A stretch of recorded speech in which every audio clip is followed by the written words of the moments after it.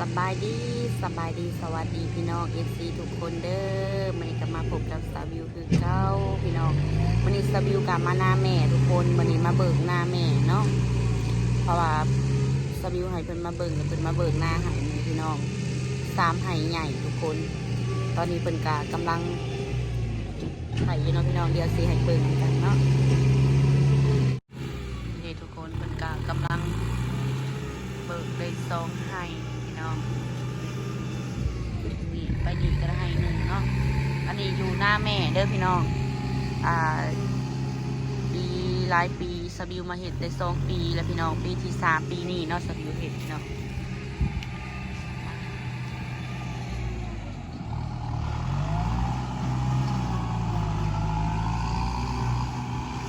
ได้2ให้พี่น้องเบิก3ให้ตกอยู่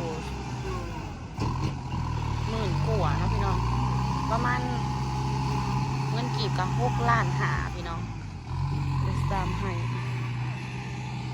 บ้านเพิ่นมีแต่บ้านหลังงามๆพี่น้องเลย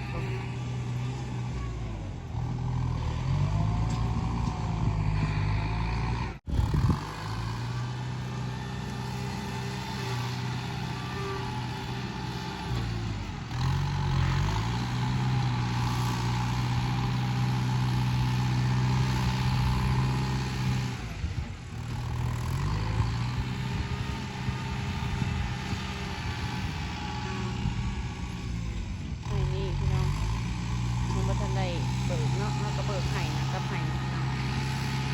ต่อไห้หัวหน้าคุงาน